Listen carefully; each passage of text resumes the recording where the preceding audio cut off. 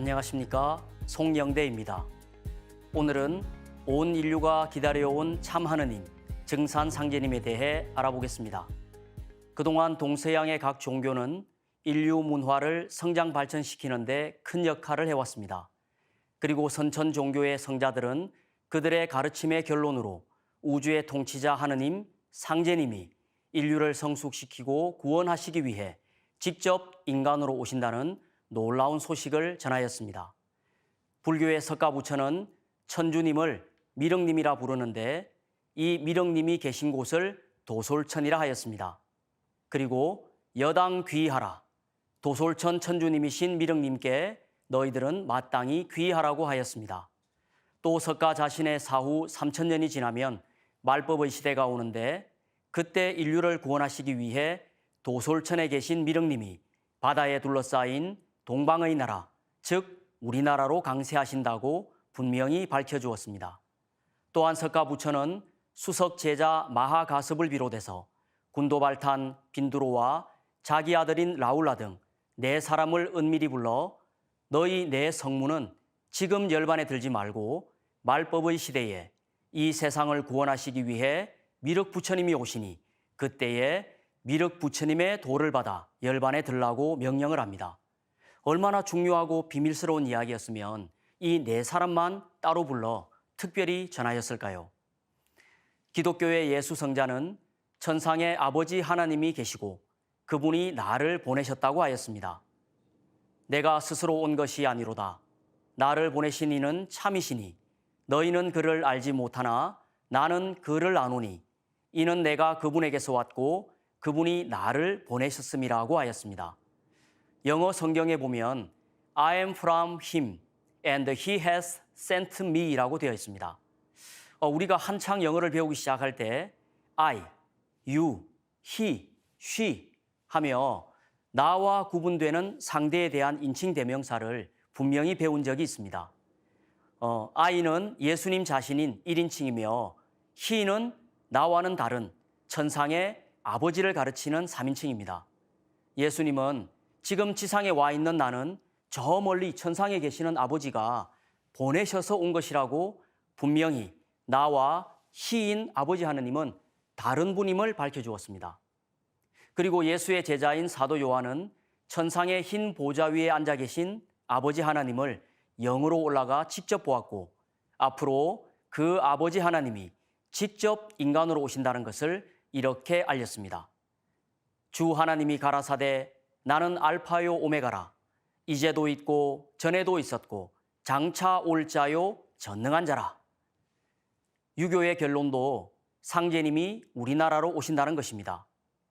공자는 주역 설괴전에서 제출호진이라 하여 상제님께서 동방 땅에 강세하신다는 천지의 비밀을 알려주었습니다. 또 가는 동북지 괴야니 만물지 소성종이 소성시야일세 고로할 성은 호간이라. 가는 동북방의 괴인이 만물이 완성되어 마치는 바이며 또한 만물이 이루어져 처음으로 시작되는 바이기 때문에 말씀이 간방에서 완성된다라고 하였습니다.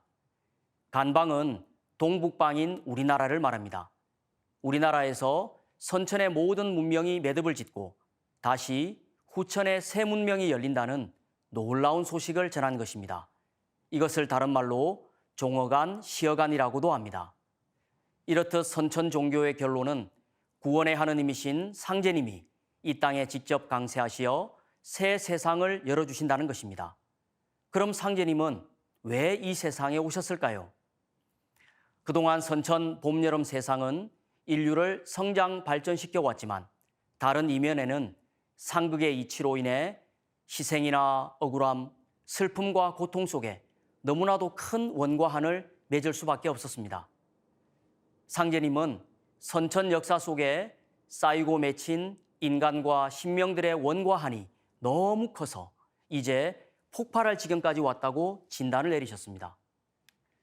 선천은 상극의 운이라 상극의 이치가 인간과 만물을 맡아 하늘과 땅에 전란이 그칠 새 없었나니 그리하여 천하를 원한으로 가득 채우므로 이제 이 상극의 운을 끝맺으려 함에 큰 화익이 함께 일어나서 인간 세상이 멸망당하게 되었느니라.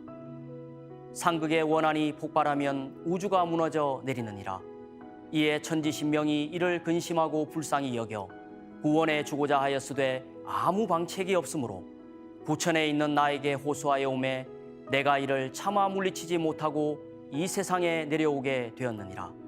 그러므로 이제 내가 큰 화를 작은 화로서 막아 다스리고 조화 선경을 열려 하노라. 인류가 지금까지 살아온 선천 세상은 상극의 운입니다.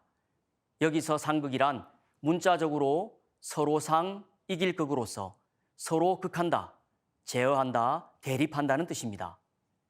하늘도 땅도 인간도 신들도 이 상극의 운에 갇혀 살아왔습니다.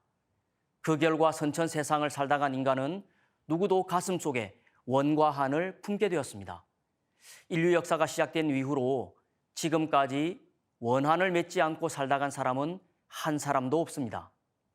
상극 질서로 문명이 성장 발전해 왔지만 지금까지 쌓이고 쌓인 원과 한의 무서운 파괴력 때문에 천지가 무너질 지경이 되고 말았습니다. 그래서 상극의 원한이 폭발하면 우주가 무너져 내린다고 하신 것입니다. 그동안 동서양의 각 종교의 가르침은 상극의 삶을 상생의 삶으로 바꾸고 인류를 구원의 길로 인도하려고 노력하였습니다. 하지만 상극의 운 속에서 그것은 이루어지기가 어렵습니다. 천지신명들은 인류가 멸망할 위기에까지 처한 심각성을 깨닫고 이제는 우주의 통치자, 우주의 주재자이신 상제님이 직접 나서시지 않으면 그 누구도 해결하실 분이 없다고 상제님께 달려와 하소연을 했습니다. 평소 동네의 병원에서 진료를 받다가 너무 큰 증상이 나타나거나 더 이상 작은 병원에서 손 쓸 수 없는 큰 수술을 해야 될 병은 보통 어디를 가보라고 합니까? 의료시설이 더 뛰어난 서울의 큰 종합병원이나 대학병원으로 가보라고 하지 않습니까? 그동안의 이 성천 성자들의 가르침이나 기존 종교의 진리로는 지금 인류가 맞이한 문제, 우주가 무너져 내릴 지경에 이른 너무도 큰 원과 한의 문제를 해결할 수가 없다는 것입니다. 오직 상제님만이 해결하실 수 있는 우주적인 대수술이기에 그 간절한 하소연을 들으시고 상제님께서 인류를 구원하시기 위해 마침내 인간 세상에 강세를 하신 것입니다. 온 인류가 기다려온 참 하느님이신 증산 상제님께서 강세하심으로써 선천 상극의 운을 끝내고 후천의 상생의 새 세상으로 넘어갈 수 있게 된 것입니다. 그토록 온 인류가 애타게 기다려온 상제님은 지금으로부터 약 150여 년 전에 우리나라 땅으로 오셨습니다. 증산도 도전 1편에는 상제님의 탄광에 대해 자세히 소개하고 있습니다.